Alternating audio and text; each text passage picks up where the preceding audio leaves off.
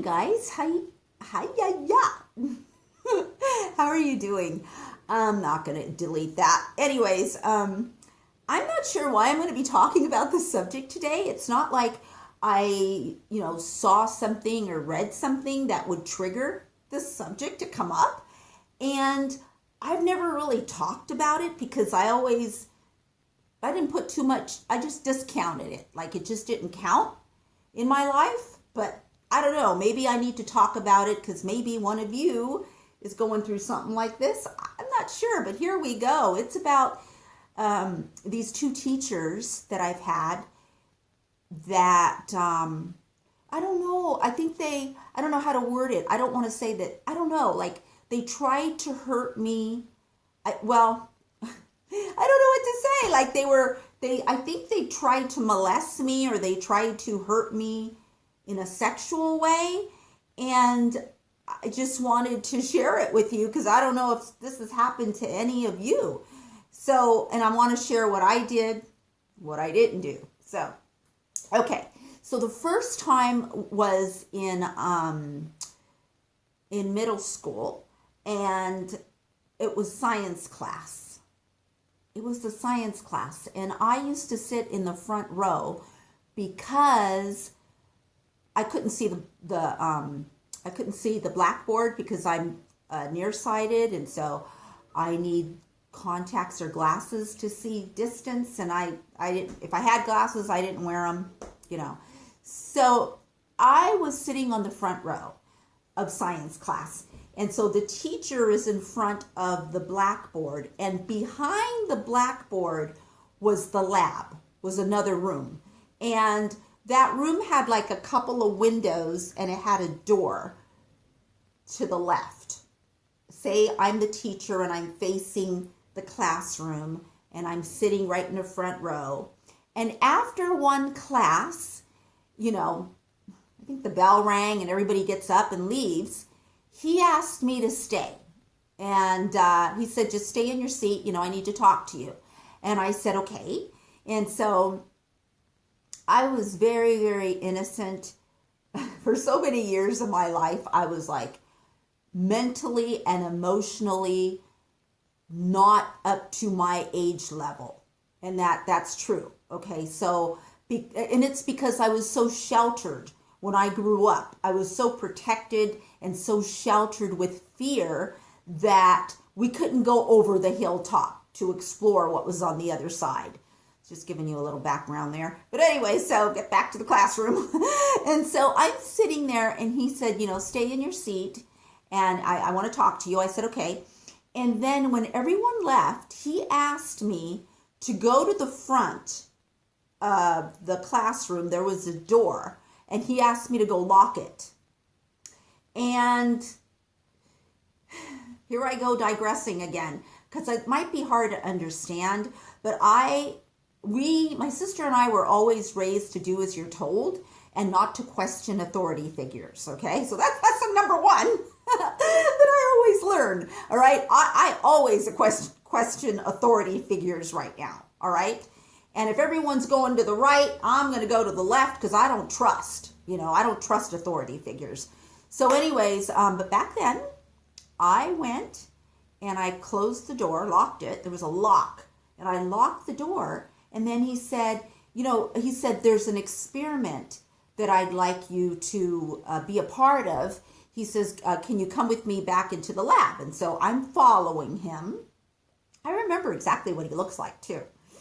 I really do. So he was an older guy.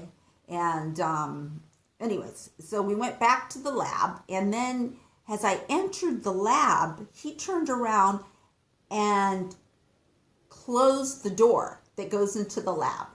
And then he stood right in front of me and he said, I'm doing an experiment on feeling heartbeats, or I need to feel your heartbeat or something like that.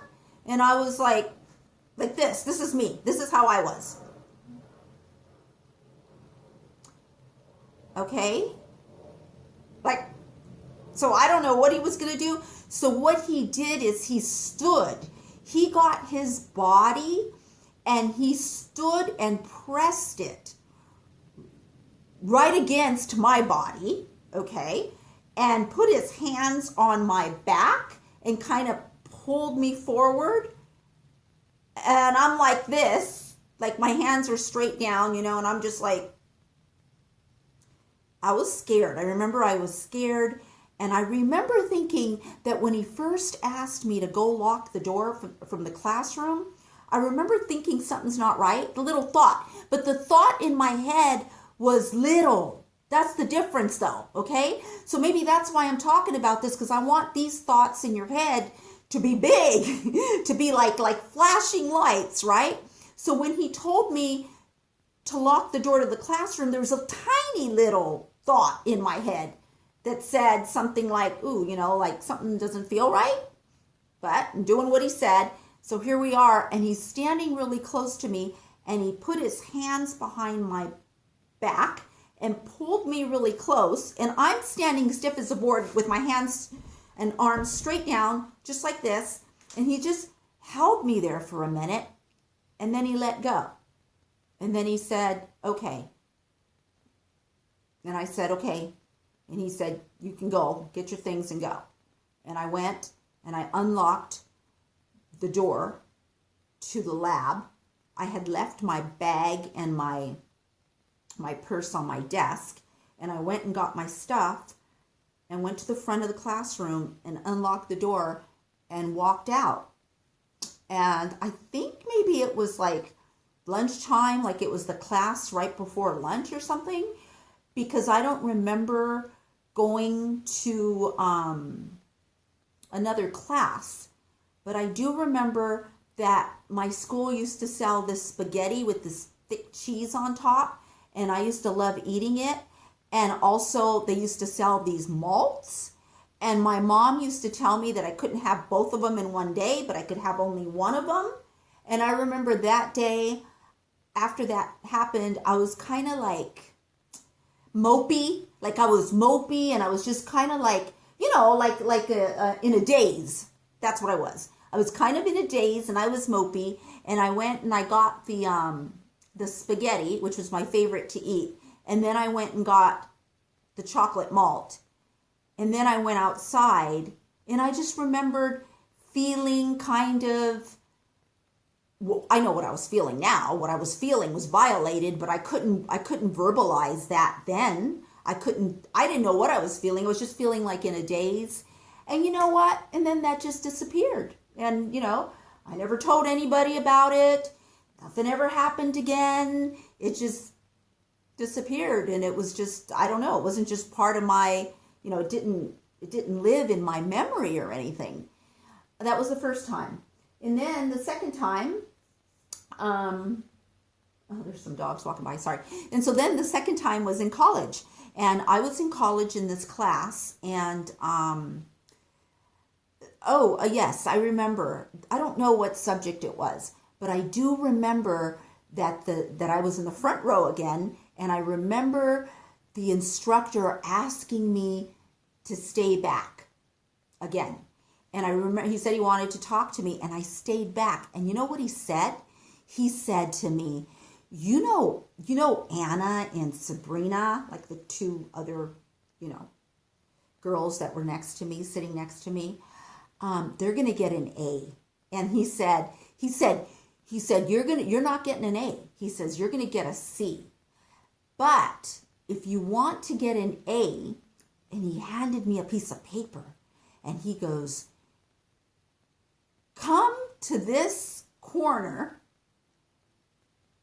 at 8:00 or something like that, meet me at this corner tonight, like at 8:00, and I'll pick you up, and we're going to go to my house, and I'm going to show you how you can get an A. Now, by this point, I'm a little more mature, a little more grown, but I still just took his paper and I said, okay. And that was the end of the story. I never went, I never did go. I didn't tell anybody and all that. So what I want to tell you is when you feel that little thought or that little voice in any situation that you're in, I know that you're not as emotionally or mentally backwards as I was at, 12 or 13 or 14 or whatever age you are. So that little thought or that little voice that you hear in any situation that says, maybe I shouldn't do this, or, something's not quite right, make that thought really, really big. Like, get a flashlight, get a huge spotlight, and try to train yourself to shine a bright light on that thought and act on that thought. Anytime you have something that tells you something's not right, it's even like in everyday life, even if somebody's handing you a drink, or, you've left your drink and you've gone to the restroom and you're at a club and you come back and you look at your drink and you get a thought, you know what I'm saying? Anything like that. Do the right thing for yourself. That thought, which is like your intuition, that is really the intelligent part of yourself. And if anything has happened to you or is happening to you by anyone without your permission, without your informed consent, know that it's totally cool to say no, to walk away, to not be ashamed and not feel like you've done anything wrong, and tell someone. I couldn't tell my parents that, because if I would have told my parents any of those stories, they wouldn't have believed me. And, I might have gotten my ass kicked for making up such a story or something like that. I mean, that's how I grew up. But you've got to find someone that will believe you. We're so lucky right now because there are 800 numbers out there to call for help. I